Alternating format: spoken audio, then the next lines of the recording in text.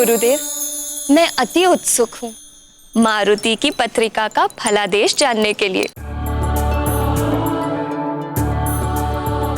हाँ पितामह, शीघ्र बताइए, अब हमसे और प्रतीक्षा नहीं हो रही।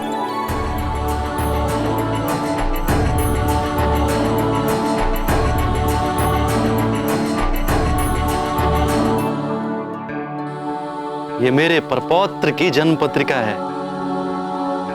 इस शुभ कार्य को आप ही कीजिए मुनिवर। बड़े आश्चर्य की बात है देवगुरु, आप कब से परिवार की मोह माया में बंधने लगे?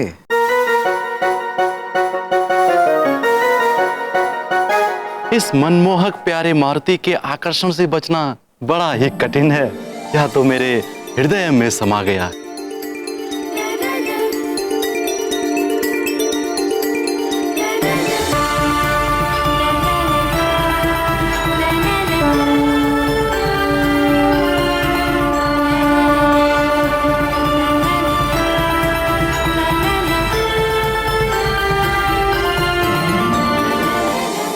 मतंग मुनि ने सभी अतिथियों के समक्ष मारुति की कुंडली का फलादेश पढ़कर सुनाया, जिसे सुनकर सभी हर्षित हो उठे।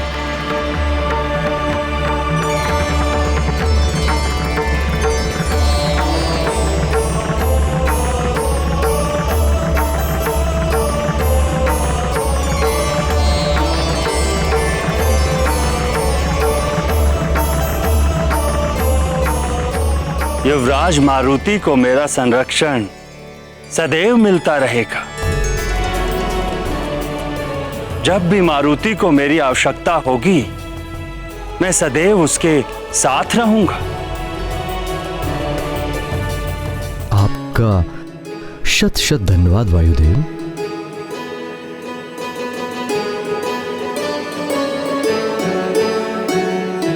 कल्याण हो।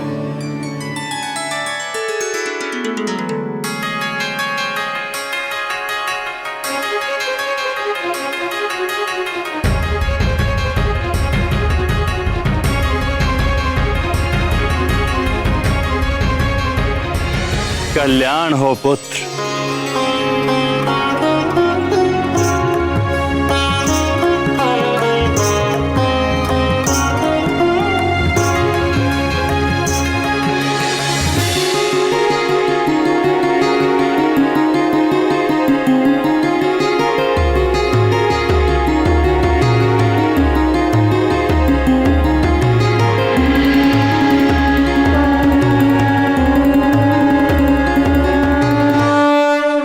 महाराज, प्रजा युवराज के दर्शन के लिए अत्यंत व्याकुल हो रही है और कड़ी धूप में प्रतीक्षा कर रही है।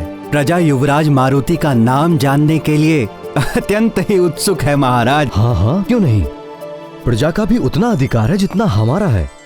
चलिए युवराज के प्रजा को दर्शन कराएं। आइए महाराज। केसरी ने अपने साथ देवगुरु बृहस्पति और मतंग मुनि से भी आग्रह किया कि वो भी मारुति के प्रजा दर्शन के उपलक्ष्य में साथ जाएं।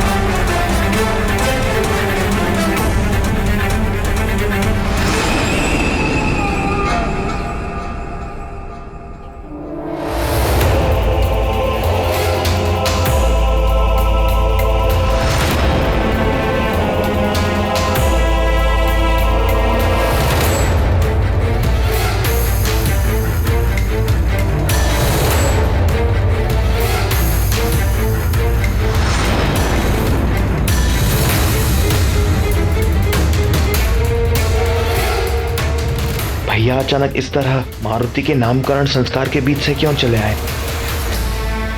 भैया,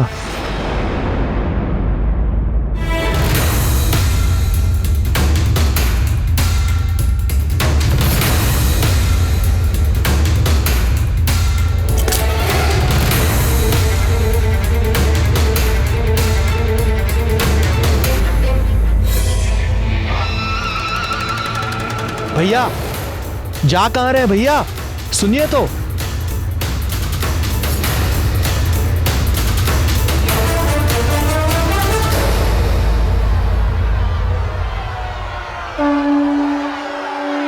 महाराज केसरी की जय, महाराज केसरी की जय, महाराज केसरी की जय, महाराज केसरी की जय, महाराज केसरी की जय, महाराज केसरी की जय। सुमेरु की प्रजा अपने युवराज के दर्शन के लिए अत्यंत व्याकुल हो रही थी। व्याकुल तो सभी हो रहे थे। प्रजा अपने युवराज के दर्शन के लिए व्याकुल थी और शम्भ साधन का पुत्र वृक्षासुर अपने आखेट हेतु व्याकुल था।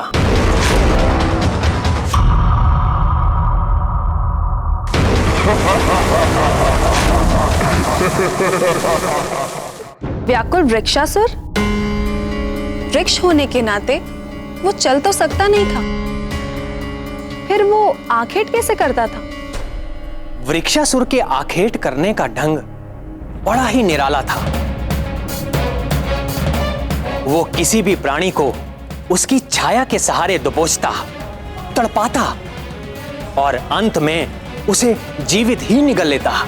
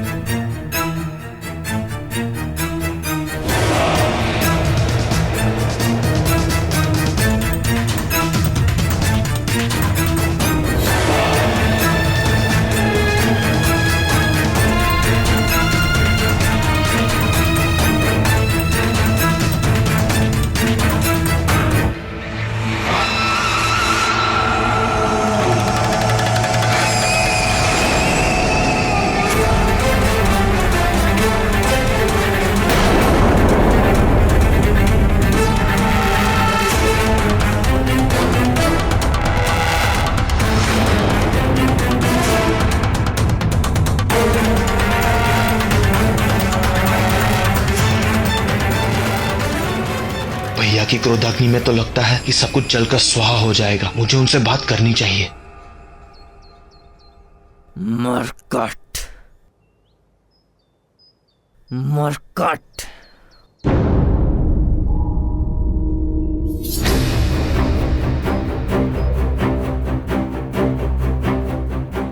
मुझे पता है भैया कि आप मुझसे रुष्ट हैं,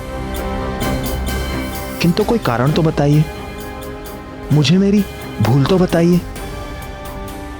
आप उस बालक मारुति का भोला रूप कैसे नहीं देख पा रहे हैं? आप वो क्यों नहीं अनुभव कर पा रहे हैं जो मैं कर पा रहा हूं?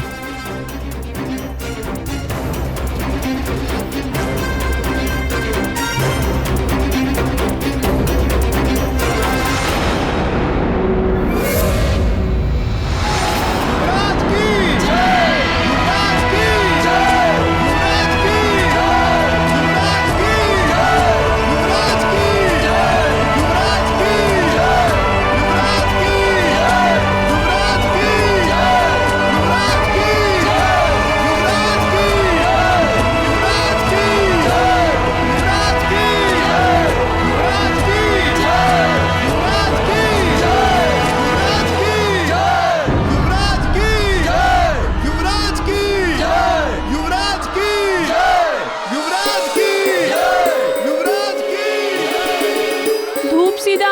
आवाजें आ रही है, नहीं दिखाई दे रहे युवराज।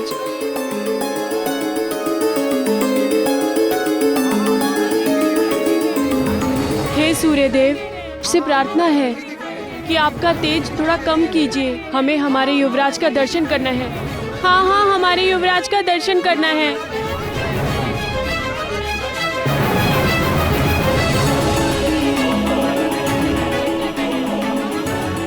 महाराज, सूर्य की चमक से प्रजाजन युवराज को ठीक से देख नहीं पा रही है।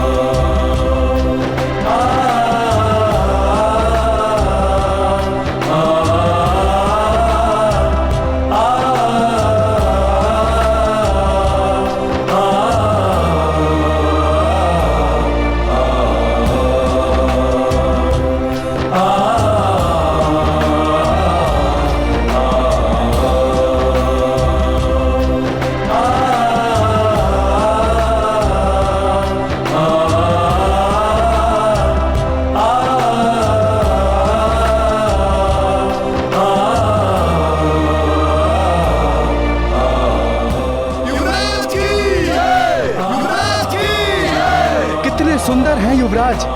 युवराज का दर्शन होते ही कितनी ठंडी हवाएं बहने लगी। युवराज के दर्शन से मन आनंदित हो गया और धूप भी छाया हो गई। ये कैसा चमत्कार है। युवराज का नामकरण संस्कार संपन्न हो चुका है। युवराज का शुभ नाम है मारुति।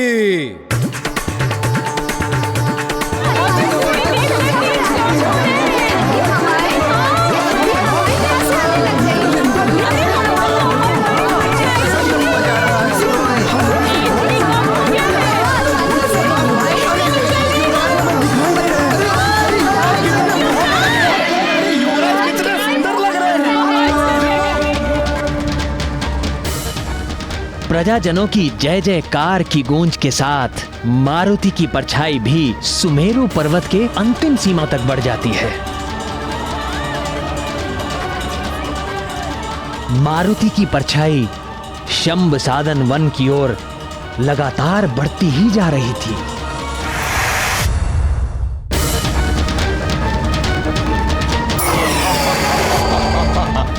ये कौन सा जीव है इतना बड़ा। लगता है बड़े दिनों पश्चात आज मेरी भूख मिटेगी। इसको खाकर मैं तृप्त हो जाऊंगा।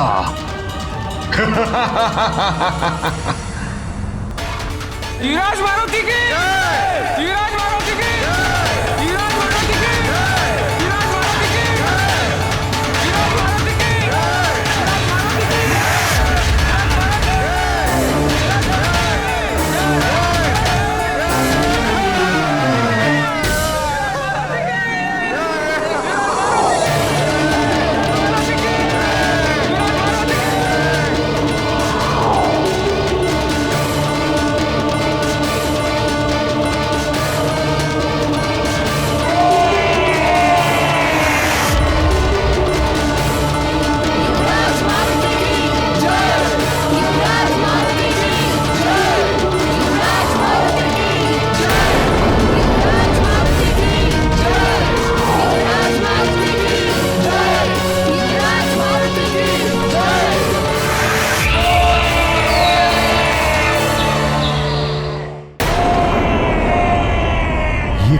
कैसा? पश्चिम वन में सब कुशल तो है मंत्री जी? महाराज, हमारी पश्चिमी सीमा के संभा सदन वन में वृक्षासुर नाम का एक भयंकर राक्षस रहता है। वृक्षासुर? जी महाराज, वो वृक्ष के रूप में रहने वाला एक हिंसक राक्षस है जो प्राणियों को उनकी छाया से पकड़कर अजगर की तरह निगल लेता है। महाराज, ये वृक्षासुर उसी संभ सदन का पुत्र है जिसे आपने मारा था।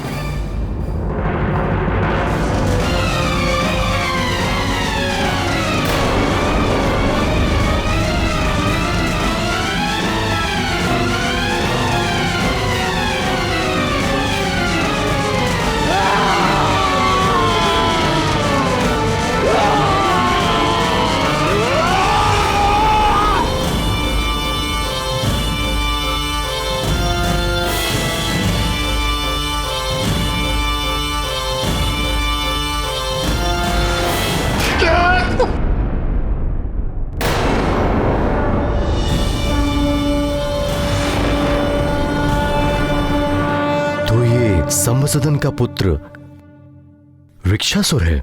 जी महाराज।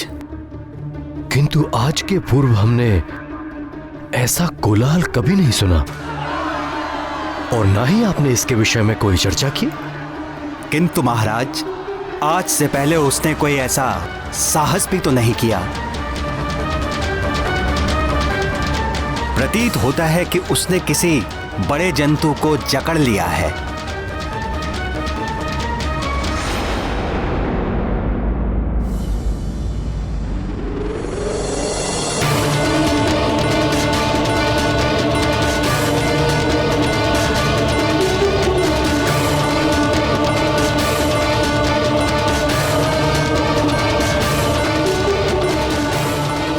ये क्या? मैं मारुति को नीचे क्यों नहीं ला पा रहा हूं?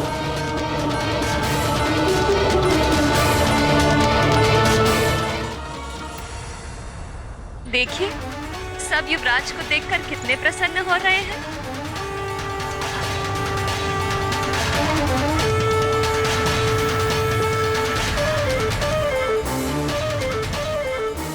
मंत्री जी, युवराज नीचे क्यों नहीं आ रहे हैं?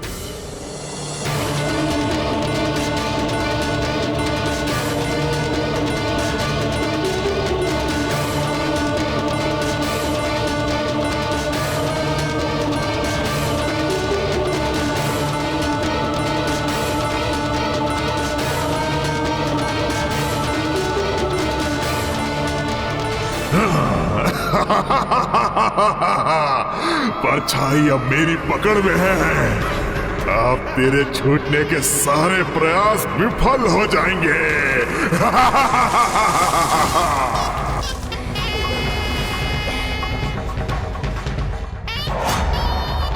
ये परछाई तो मैंने जकड़ रखी है, पर कहां गया वो जंतु?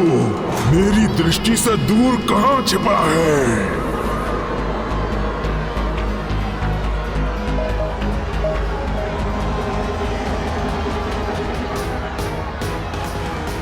देखिए, सब युवराज को देखकर कितने प्रसन्न हो रहे हैं। युवराज की जय! युवराज की जय! युवराज की जय! युवराज की जय!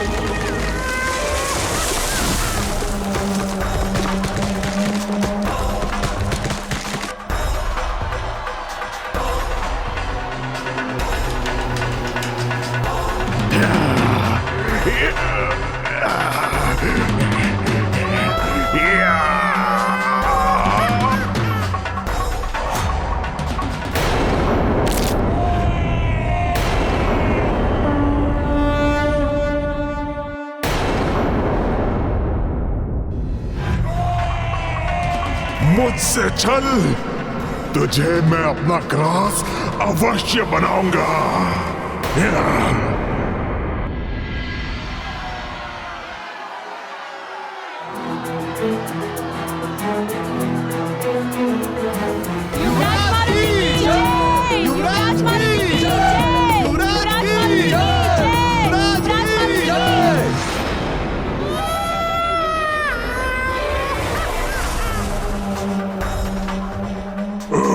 केसरी, पिता का हत्यारा।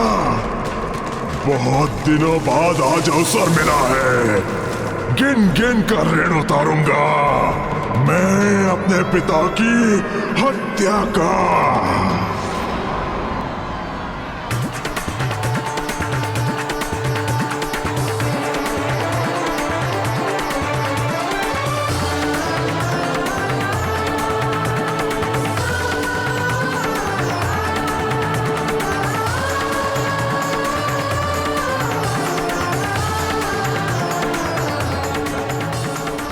अच्छा, तो मेरे हाथ से निकला जंतु केसरी और अंजना का पुत्र है।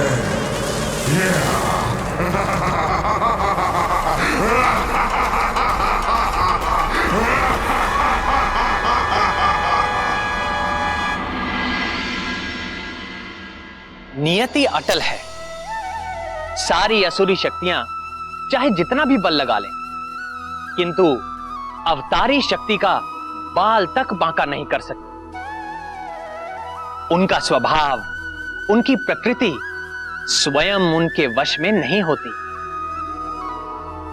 वो अपनी शक्ति का दिशाहीन प्रदर्शन करते रहते हैं, फिर चाहे हार हो या जीत।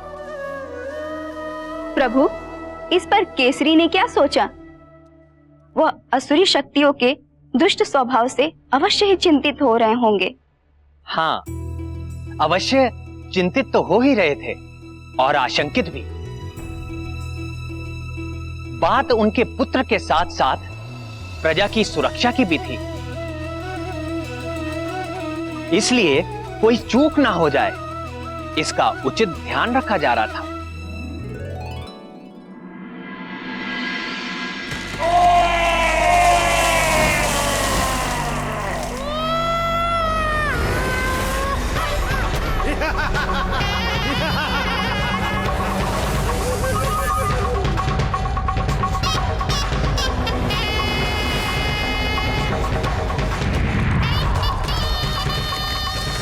हिंसक वन्य जीवों की चित्कार से शंभ साधन वन और भी अधिक भयानक लगने लगा है। चित्कार से ऐसा प्रतीत हो रहा है जैसे कोई संग्राम के लिए ललकार रहा हो।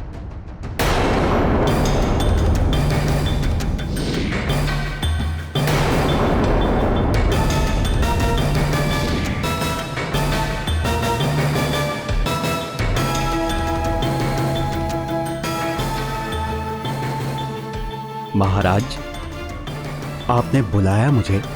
आज प्रातःकाल जो घटना घटी है उसे लेकर मैं बहुत चिंता में हूं मंत्री जी।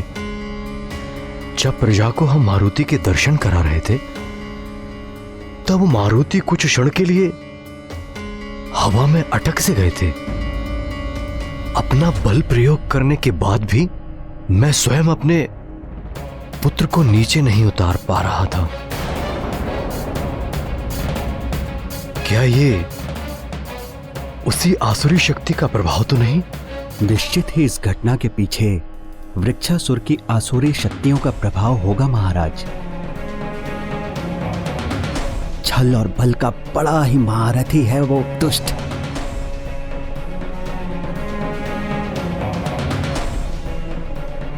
दुष्ट तो वो है, परंतु ये कैसे संभव हो सकता है? मारुति तो वृक्षासुर की पहुंच से बहुत दूर सुरक्षित मेरे पास थे। आसुरी शक्तियों का छल और चालाकी का क्या भरोसा महाराज?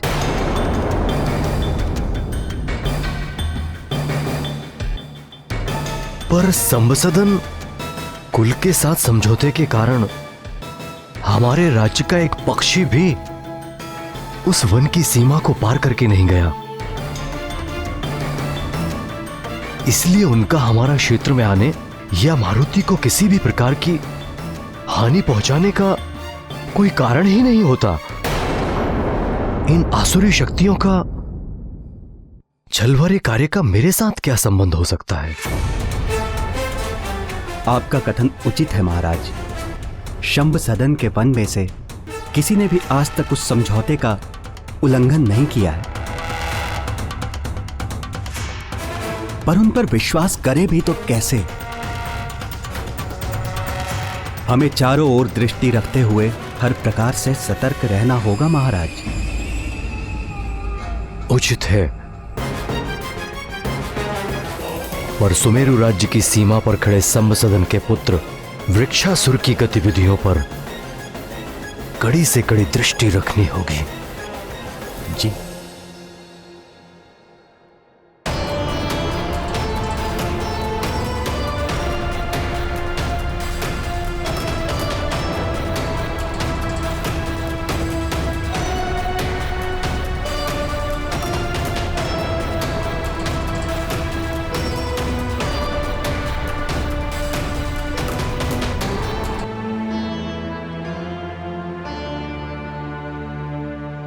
सुमेरु राज की सीमाओं पर वृक्षासुर की गतिविधियां? किंतु महाराज, हमारी कुलदेवी का मंदिर तो सुमेरु और सभासदन वन की सीमा पर ही स्थित है ना? परंपरा अनुसार कल ही हमें अपनी कुलदेवी के दर्शन को जाना आवश्यक है। किसी तरह से ये कार्य पूरा हो जाए, बस भोलेनाथ से यही कामना है। चिंता का कोई विषय नहीं है। वृक्षासुर ने आज तक सुमेरु राज्य की सीमा में किसी भी प्रकार की सीमा लांघने का प्रयास नहीं किया है। और वैसे भी मैंने मंत्री जी को कड़ी से कड़ी सुरक्षा करने का आदेश दे दिया है। और मंत्री जी की व्यवस्था पर मुझे पूरा विश्वास है।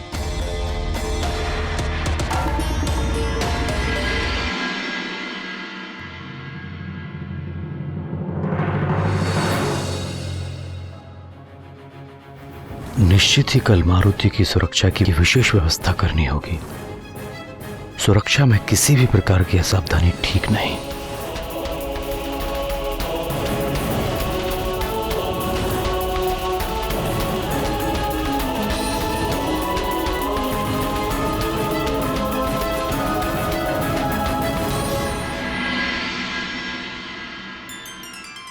पुत्र, पुरोहित जी पधारे हैं। कुलदेवी ललिता अम्बा के मंदिर जाने से पूर्व हमें यही भवन में कुछ विशेष विधि विधान से पूजा करनी है। माँ, विशेष पूजा? मुझे भी ये विधान और पूजा करनी है। हाँ पुत्र।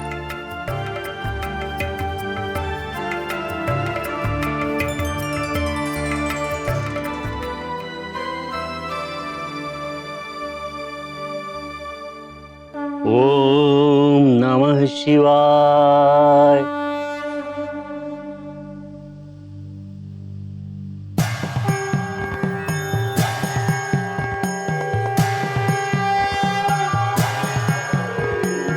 ओम सद्यो जातं प्रपद्यामि सद्यो जाताय वै नमो नमः। भवे भवे नाति भवे भवस्व मां भवोद्भवाय नमः। माँ, ये पुरोहित जी क्या कर रहे हैं? घोर घोर तरेभ्यः सर्वेभ्यः। महादेव पृथ्वी, अग्नि, जल, आकाश और वायु के सार तत्व को धारण करते हैं। भस्म के माध्यम से वे सारे जगत का ग्रहण करते हैं। पुरुषाय विद्महे महादेवाय धीमहि। महादेव शिव को भस्म का श्रृंगार सर्वप्रिय है पुत्र। उनके श्रृंगार के लिए पुरोहित जी ने बेल, शमी, पीपल, बड़ और अमलतास के पेड़ के काष्ठ को शिव मंत्र का उच्चारण करते हुए जलाकर भस्म को तैयार किया है। वही भस्म शिवलिंग के पास पड़े कलश में रखा है। महाकाय महाकाल जगतपते महाकाल। और अब पुरोहित जी उस भस्म को पीले वस्त्र में बांधकर एक पोटली बना रहे हैं। महाकाल महादेव महाकाल महाप्रभो महाकाल महारुद्राय महाकाल नमो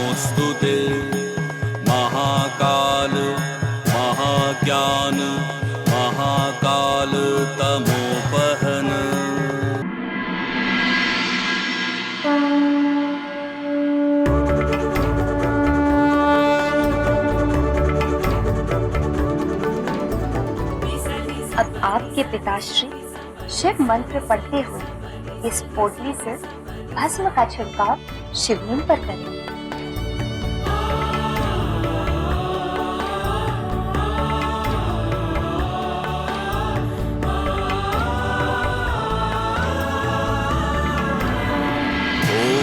सत्यो जातं प्रपद्यामि सत्यो जाताय वै नमो नमः। अब जब इस पोटली का भस्म पोटली के महीन छिद्रों से छनकर ये भस्म जो महादेव को अर्पित किया है शिवलिंग को ढक लेगा, तब यही भस्म विभूति बन जाएगा। महादेव जो त्रिपुंड पाने मस्तक पर धारण करते हैं, उसमें ब्रह्मा, विष्णु और रुद्र के 7 तत्व समाहित हैं।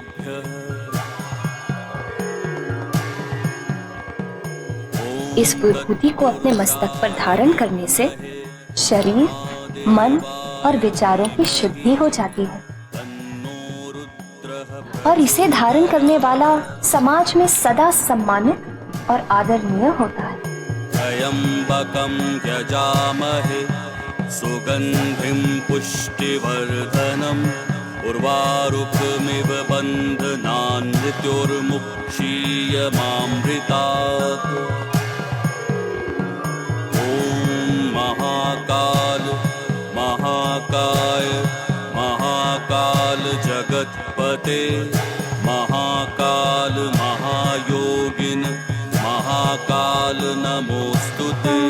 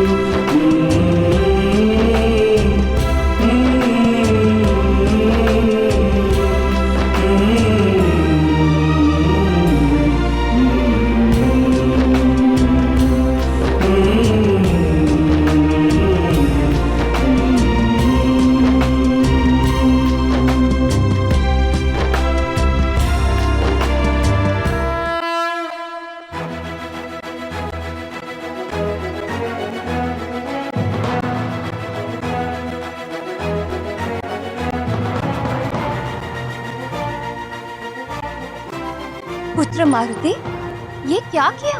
हो गई शुद्धि।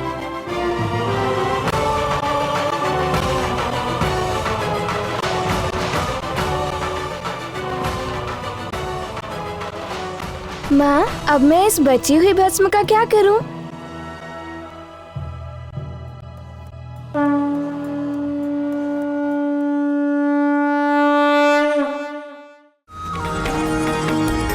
युवराज, ये मुझे दे दीजिए।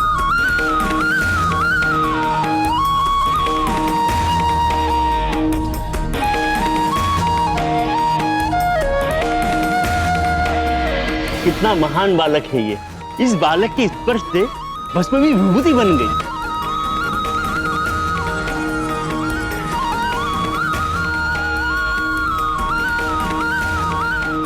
देख रहे हैं आप आपके पुत्र की नवीन लीला।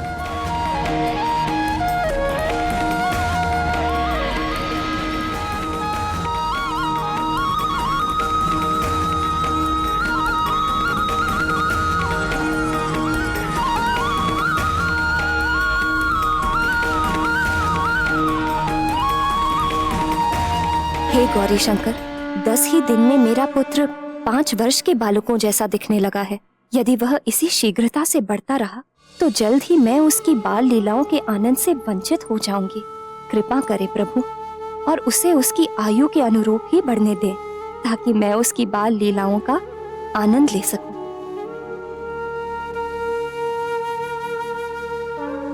पुत्र के प्रति मैं तुम्हारी भावना समझ सकती हूँ पुत्री अंजना।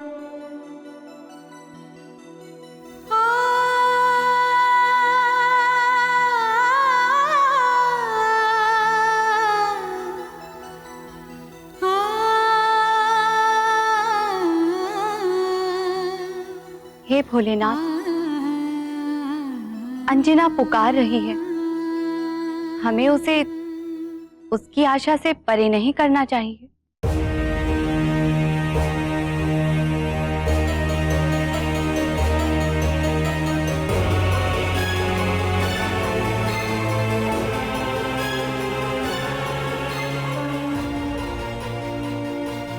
सागर को नदी में,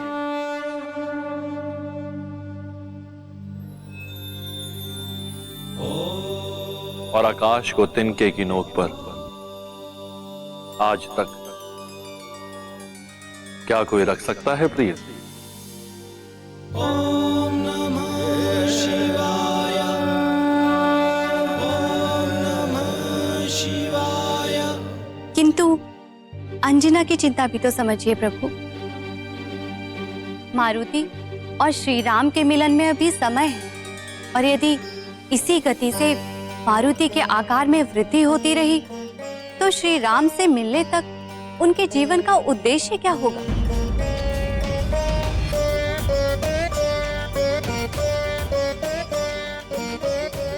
स्वामी, क्या आप मारुति की मधुर नटखट बाल लीलाओं का आनंद नहीं लेना चाहते? प्रिय, मैं स्वयं मारुति की बाल लीलाओं से नित्य आनंदित होता रहता हूं। हे नाथ, आपसे विनती है, अब तो अंजना की प्रार्थना स्वीकार कीजिए प्रभु।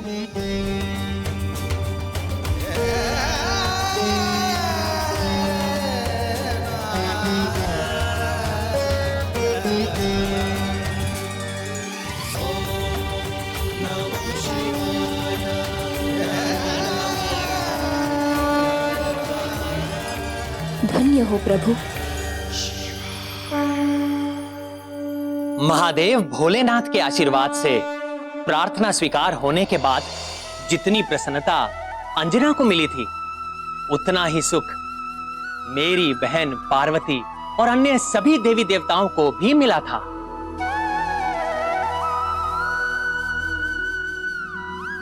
किंतु शंभ साधन वन में वृक्षासुर मारुति के वन के निकट आने की ताक में था।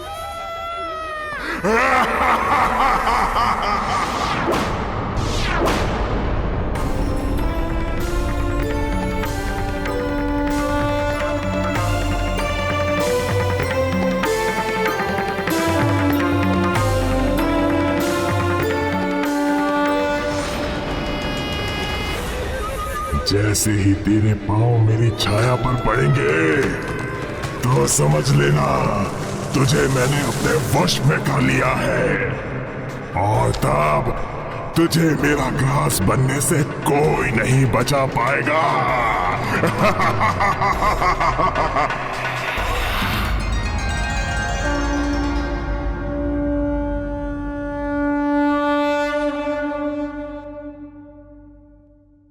ये किनका मंदिर है? देवी ललिता अम्बा का। ये देवी ललिता अम्बा कौन है? हमारी कुल देवी है। तन मन से अग्रजित होकर कुल देवी ललिता अम्बा के दर्शन करना हमारी कुल देवी का आशीष हमारे कुल के उज्जवल भविष्य के लिए अति आवश्यक है। वो तो सबकी पूज्य माँ है। आपकी भी? हाँ, मेरी भी, सबकी माँ। आपकी और नानी की भी? हाँ हाँ, नानी की भी माँ। अब ऊपर चलकर देवी ललिता अम्बा का ध्यान करना।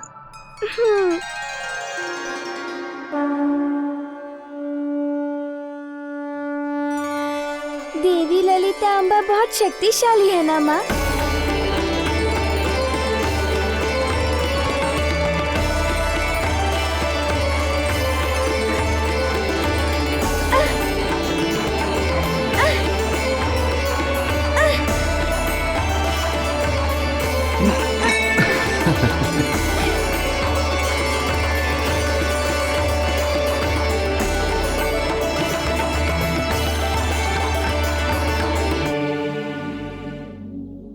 मंत्री जी, आपकी सतर्कता अनिवार्य है। पूरी तरह चौकन्ना रहिए। महाराज, हम पूरी तरह से सतर्क हैं। आप आश्वस्त रहिए। वन में खड़ा दुष्ट, चालाक व कपटी वृक्षासुर शंभ साधन वन और सुमेरु राज्य की सीमा के बीच हुए समझौते का उल्लंघन तो कर ही रहा था, वो भी बड़ी चालाकी से। केसरी भली भांति जानते थे कि चालाक वृक्षासुर कभी भी अपना कपटी रूप दिखा सकता है, अतः उन्होंने सभी को सतर्क रहने की चेतावनी दे रखी थी। हाथ से निकला खेत पुनः चंगुल में आ रहा है। घात लगाकर पकड़ूंगा, बचकर जाने नहीं दूंगा। मैं और मेरे सारे सैनिक चारों ओर से सतर्क हैं। आप निश्चिंत होकर कुल देवी के दर्शन कीजिए महाराज। पर इस जगह की शांति को देखकर अभी तक तो वृक्षासुर के अतिक्रमण का आभास नहीं हो रहा है। जी महाराज।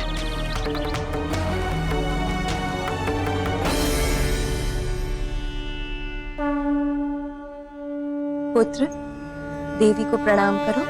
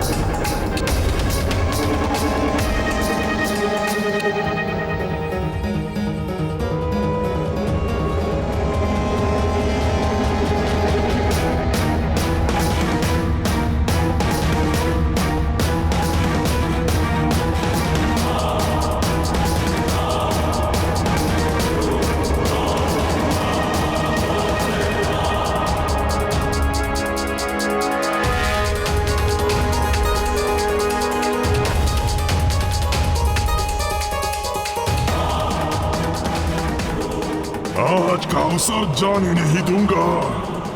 आज अपने पिता की मृत्यु का बदला अवश्य लूंगा।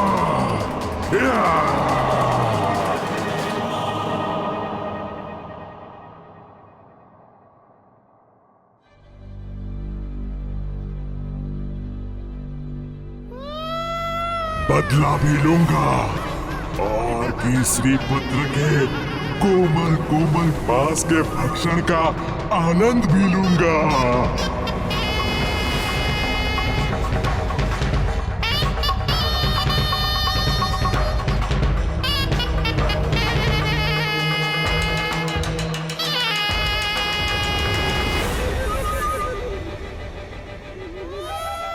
मारुति अंततः सुमेरु और शंभ साधन वन के सीमा के घेरे के निकट पहुंच जाता है।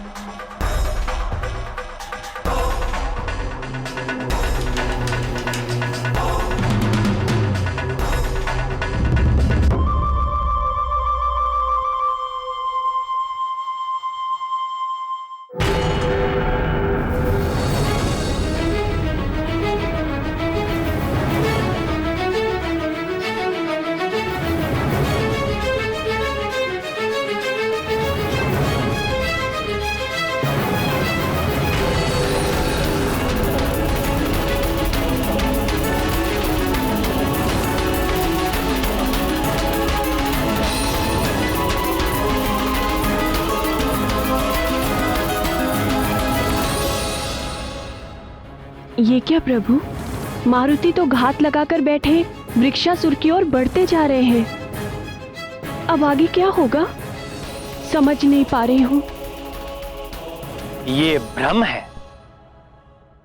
आज तक जिसने सदा दूसरों के संकट हरे हो, उस संकट मोचन मारुति को कोई दुराचारी कैसे अपने चंगुल में ले सकता है भला?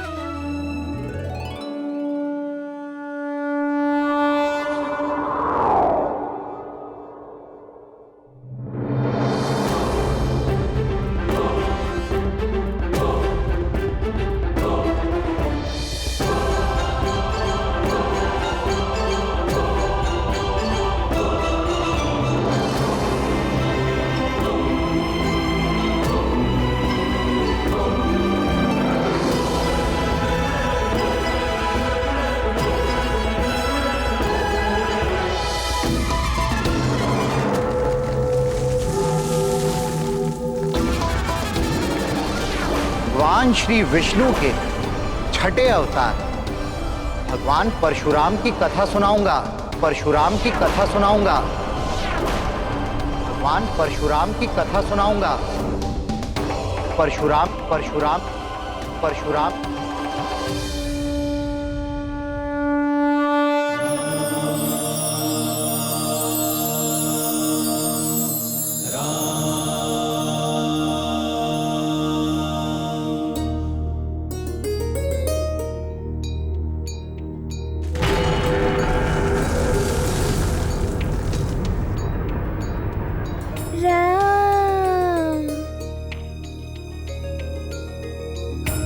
ये अत्यंत ही अद्भुत कथा परशुराम की।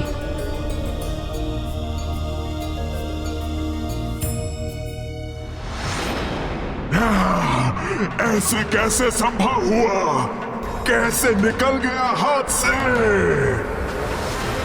किंतु कथा सुनाने से पूर्व मुझे बताओ कि भगवान श्री विष्णु का त्रिअक्षरी मंत्र किस किस को स्मरण है?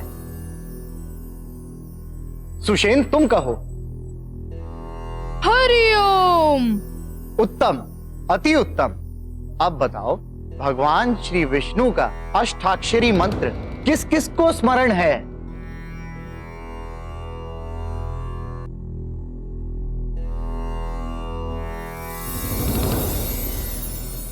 नल तुम कहो।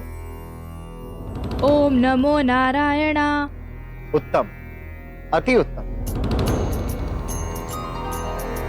सिन्दूरारुण विग्रहं त्रिनयनं माणिक्यमौलिस्फुरत्तारानायक शेखरं स्मितमुखीमापि न वक्षोरुहां पाणिभ्यां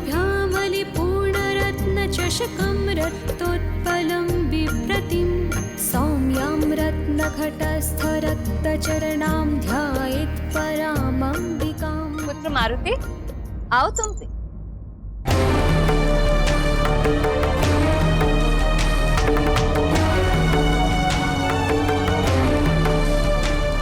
महाराज, मारुति कहीं दिख नहीं रहा। अरे यही तो थे।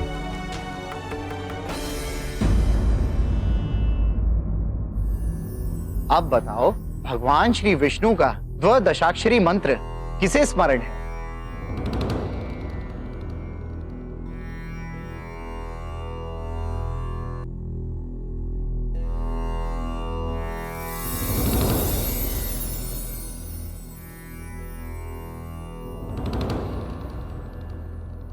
नील, तुम कहो। ओम नमो भग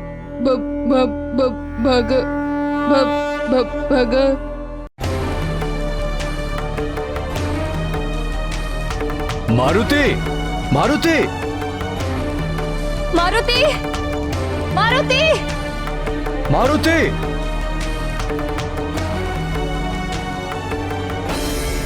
ओम न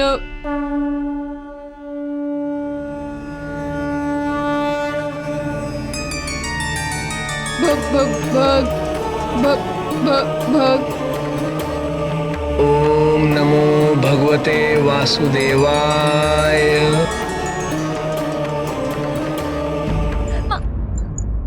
युवराज का कुछ पता चला? नहीं महारानी।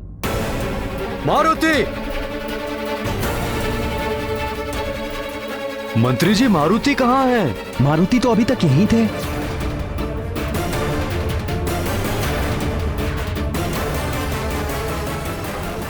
ओम नमो वासुदेवाय नमः।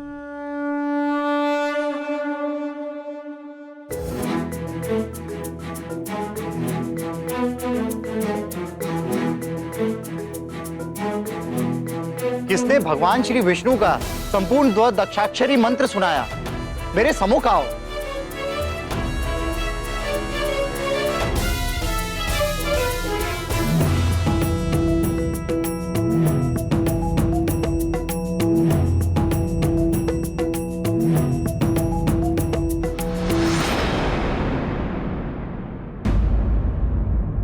हृदयनाथ, द्वादशाक्षरी मंत्र तो मारुति ने देवी सरस्वती के मुख से गर्भ अवस्था के समय ही सुन लिया था और वह मंत्र मारुति को पूरा पूरा स्मरण था।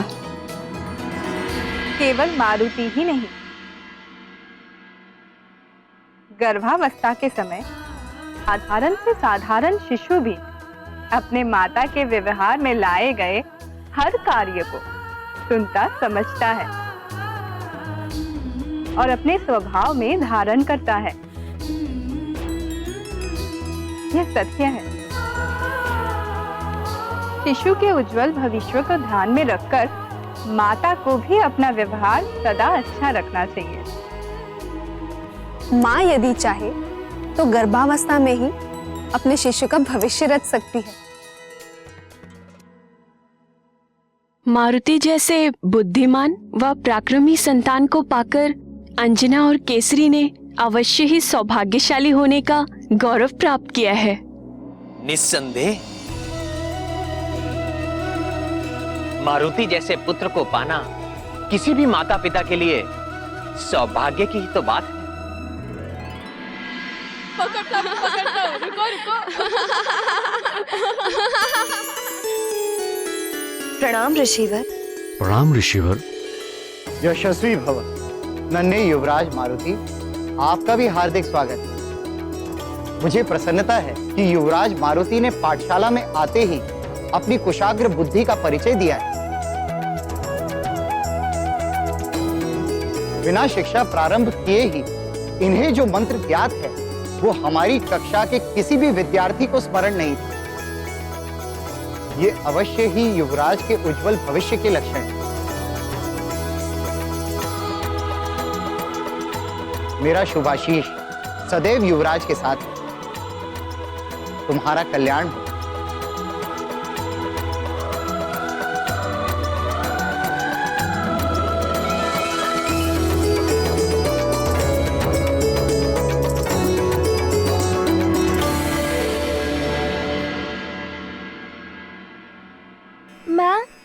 पाठशाला क्या होती है? पाठशाला विद्या का मंदिर होता है, जहाँ शिक्षा और ज्ञान की बातें बताई जाती हैं।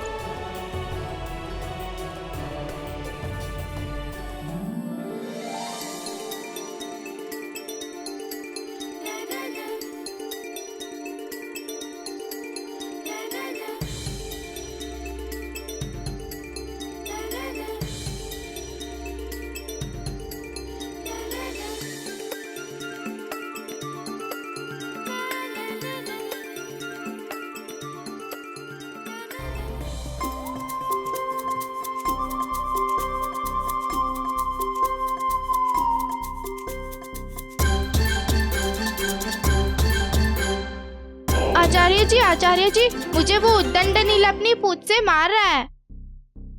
नील, तुम्हें ऐसा नहीं करना चाहिए। उनकी पूंछ तो देखो। महाराज, राज्य की सीमा पर स्थिति तो अभी शांत है, पर सामान्य नहीं। कुछ ना कुछ तो है जो संदेह उत्पन्न कर रहा है। यहां तो सब ठीक है ना? मुझे तो संदेह है महाराज।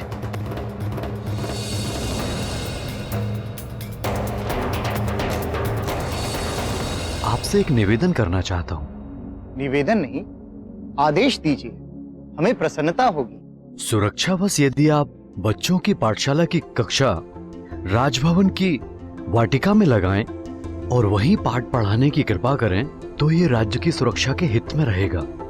ऐसा ही होगा महाराज, आप निश्चिंत रहिए। शीघ्र ही विद्यार्थियों की पाठशाला की कक्षा राजभवन की वाटिका में लगी। प्रणाम ऋषिवर।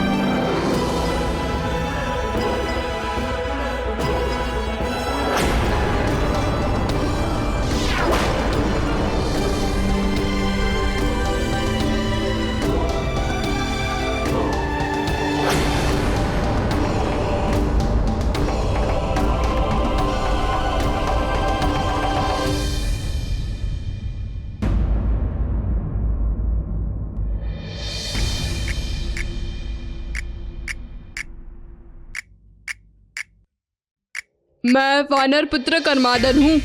मेरे पास भी पूंछ है और निसंदेह तुम्हारी पूंछ से लंबी है।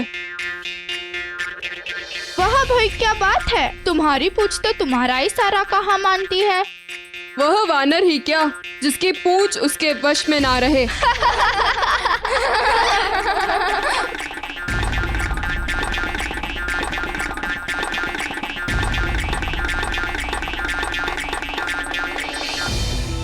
बालक मन की दुविधा जितनी सरल होती है, उसका उत्तर ढूंढना उतना ही अधिक कठिन होता है। मारुति के साथ भी अब कुछ ऐसा ही होने वाला था। उनका मन अब व्याकुल था।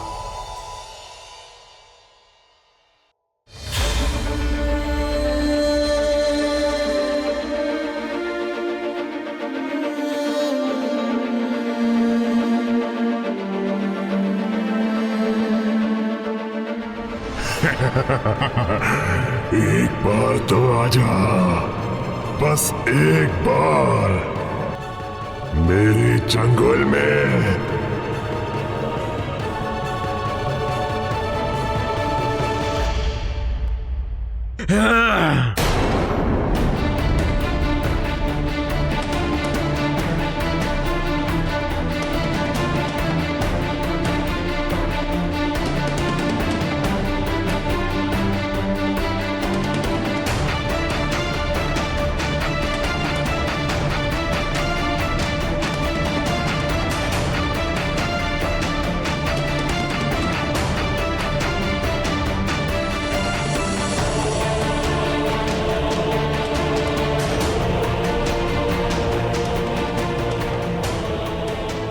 हमारी संतानें ही हमारा भविष्य हैं। मंत्री जी, पाठशाला के बालकों के लिए शीघ्र ही भवन के प्रांगण में एक सुरक्षित व्यवस्था कीजिए। जी महाराज। विपरीत परिस्थिति में हमें सतर्क रहना होगा और सुरक्षित भी। मैं शीघ्र ही अपनी देखरेख में सारी व्यवस्था करवाता हूं। आप निश्चिंत रहिए महाराज।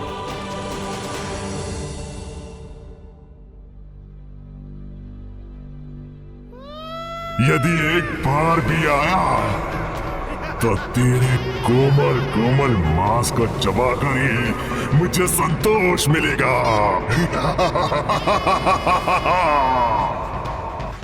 प्राण वल्लभ, कौन थे वे साधारण वानर बालक जिन्हें केसरी वृक्षासुर की पहुंच से दूर रखने का प्रयास कर रहे थे? हाँ प्रिय, वो सभी वानर बालक साधारण नहीं थे। वो तो भिन्न भिन्न देवताओं के अंश थे, जो मेरी ही आज्ञा से उन्हीं देवताओं के द्वारा पृथ्वी लोक पर भेजे गए थे। देवताओं के अंश? आपकी आज्ञा से? ऐसी क्या आवश्यकता आ पड़ी थी प्रभु? हाँ प्रिय, आवश्यकता तो आ ही पड़ी थी। बात उस समय की है जब अत्याचारी रावण के आतंक से दुखी और त्रस्त होकर ब्रह्मदेव के साथ सभी देवता, यक्ष, गंधर्व और भूदेवी वैकुंठ लोक में मेरे नारायण स्वरूप से मिलने आए थे। तब मैंने ही उन देवताओं को अपने रामावतार के समय अपने अपने अंश को पृथ्वी लोक पर भेजने की आज्ञा दी थी। हे प्रभु, क्या उस आतताई से हमें कभी मुक्ति नहीं मिल पाएगी? आप निराश न हो ब्राह्मण। मेरी प्रतिज्ञा है कि जब जब गौ माता, विप्रजन, संत समुदाय और देवताओं पर विपत्ति आएगी, जब जब अविश्वास, अनाचार और अधर्म की वृद्धि होगी और धर्म की हानि होगी, जब भक्त मेरा उपहास करेंगे, मेरी भक्ति को अंधविश्वास समझेंगे, तब मैं सज्जनों की रक्षा के लिए और दुर्जनों के विनाश के लिए यज्ञ की वैदिक मर्यादा और धर्म की स्थापना के लिए मैं अवतार लूंगा। अहंकार सदैव पतन का कारण होता है। रावण के भी विनाश का कारण उसका अहंकार बनेगा, क्योंकि शीघ्र ही मैं मनुष्य रूप में अवतार लेकर दुराचारी रावण का वध कर दूंगा। हे पुरुषोत्तम, हमें क्या करना होगा? आदेश दीजिए प्रभु। आप सब भी पृथ्वी पर अपने अपने अंशों से वानर कुल और ऋक्ष कुल में अवतार लीजिए। समय आने पर रावण के विरुद्ध धर्म युद्ध में मैं आपकी सहायता लूंगा। मेरा ये अवतार मर्यादा पुरुषोत्तम के नाम से प्रसिद्ध होगा। अच्छा नाथ, उन देवताओं ने किस किस रूप में अपने अंश को पृथ्वी पर भेजा? प्रिय, राम कार्य में सहायता के लिए ब्रह्मदेव के पुत्र प्रिय जामवंती के पिता और मेरे ससुर ऋक्षराज जामवान तो पहले से ही पृथ्वी पर उपस्थित थे,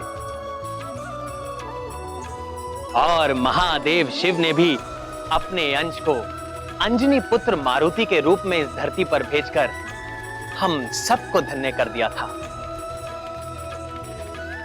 हम सबको ये जानना आवश्यक है, और इनके अलावा पृथ्वी लोक पर देवताओं के दिव्य और सुंदर अंश के रूप में अग्निदेव से नील, विश्वकर्मा से नल, धन कुबेर से गंधमादन, चंद्रदेव से दधिमुख, वरुण से सुषेण, और सुषेण को धनवंतरी जी का भी विशेष आशीर्वाद प्राप्त था, और ऋक्षराज को वरदान में मिले 2 पुत्रों में से सुग्रीव सूर्यदेव का अंश था और वाली इंद्रदेव का।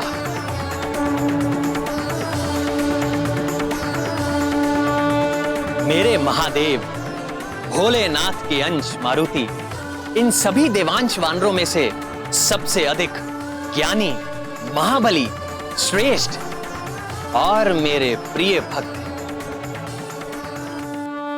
और यही सबसे श्रेष्ठ, सबसे मनमोहक और मेरा सबसे प्रिय राम भक्त मारुति धरती के मायावी चक्र में उलझे सारे प्राणियों को हर क्षण अपनी बाल लीलाओं से मोहित और आनंदित कर रहे थे।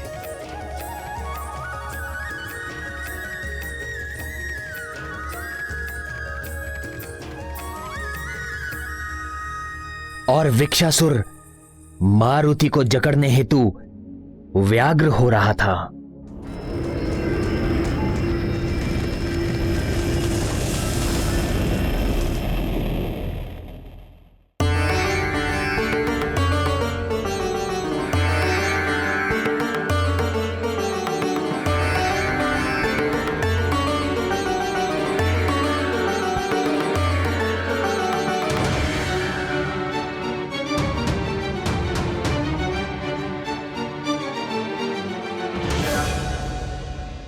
परंतु मारुति तो अभी अपनी पूंछ को लेकर चिंतित थे।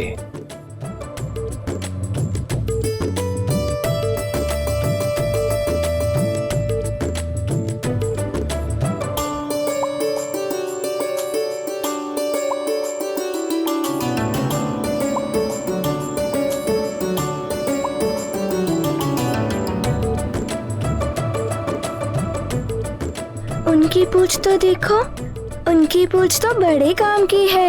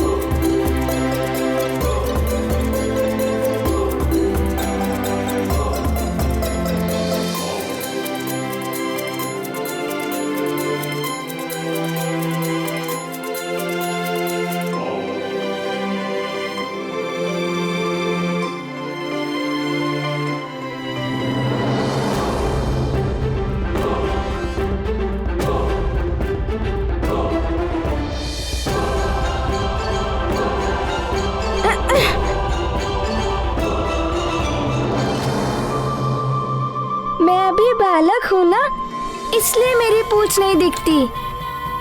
हो सकता है जब मैं पिताजी की तरह बड़ा और बलवान बनूंगा तब मेरी पूंछ भी बड़ी हो जाएगी।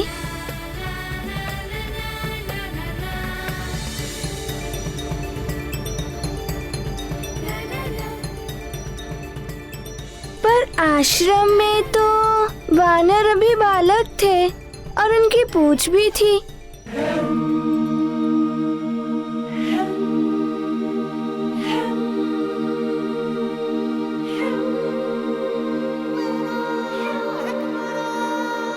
किंतु मेरी क्यों नहीं दिखाई देती? हे हृदयनाथ, पाठशाला जाने से पूर्व भी तो मारुति ने अपने आसपास किसी की पूंछ देखी होगी, प्रतिक्रिया उनकी तब क्यों नहीं हुई? स्मरण कीजिए देवी, आप भूल रही हैं। कि मारुति अभी कुछ ही दिनों के थे, किंतु दिखते थे 5 वर्ष के, और इससे पहले वो किसी बालक से मिले भी नहीं थे। इसीलिए जब पाठशाला में पहली बार उनकी दृष्टि अन्य बालकों की पूंछ पर पड़ी तो उनका ध्यान अपनी पूंछ पर चला गया। किंतु अन्य बालकों की पूंछ दिखाई देने से यदि उनकी समस्या का समाधान हो जाता तो बात ही क्या थी। उनका चंचल बाल मन स्वयं ही प्रश्न करता और स्वयं ही उत्तर देता। इसी प्रकार प्रश्न और उत्तर के चक्र में उलझकर वो पुनः प्रश्न करने लगे। समझ गया, अवश्य पाठशाला जाने पर ही पूछ मिलेगी। मैं भी पाठशाला जाऊंगा, मुझे भी पूछ मिलेगी। किंतु मैं तो पाठशाला जाता ही नहीं, इसीलिए मेरी पूछ नहीं दिखती।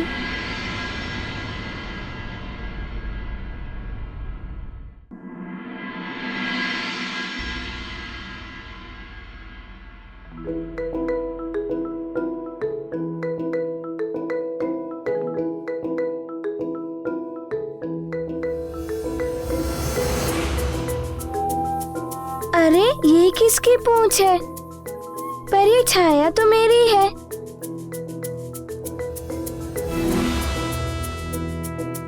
ये पूंछ मेरी परछाई के साथ चिपक कर क्यों चल रही है?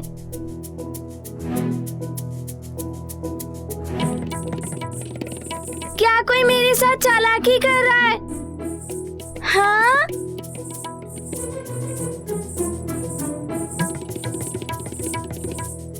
यहाँ तो दिखाई दे रही है, पर घूमकर देख रहा हूँ तो नहीं दिख रही है।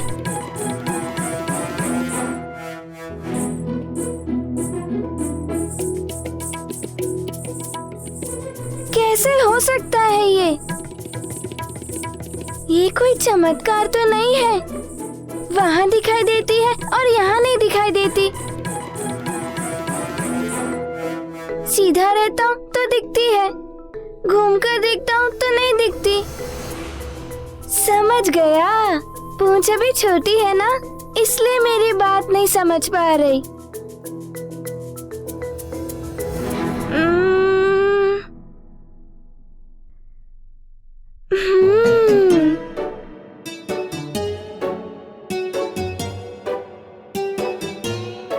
अरे पूंछ तो छुप गई। कभी आती है कभी छुप जाती है। अवश्य कोई मेरे साथ नाटक कर रहा है। कौन मेरे साथ नाटक कर रहा है? किसने मेरी पूंछ को छुपाया? बालक जानकर ही कोई नाटक कर रहा है मुझसे।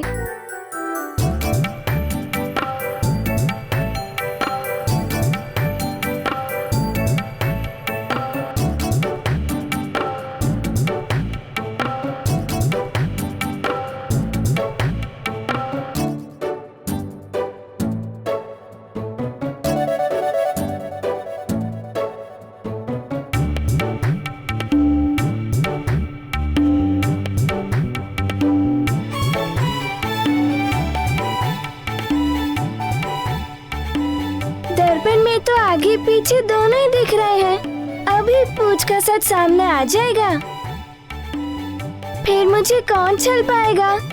वो अभी मैं देखता हूँ।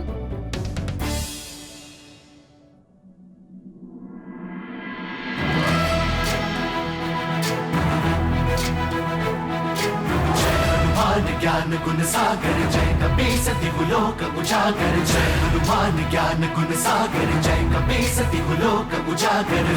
दूत अतुलित बल धामा अंजनी पुत्र पवन सुत नामा। महावीर विक्रम बजरंगी कुमति निवार सुमति के संगी। जय हनुमान ज्ञान गुण सागर जय कपी सती गुलोक उजागर। जय पवन तनय संकट। अरे मेरी पूंछ तो मुझसे ही जुड़ी हुई है।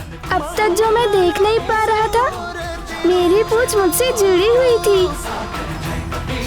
राम लखन सीता सहित हृदय बसे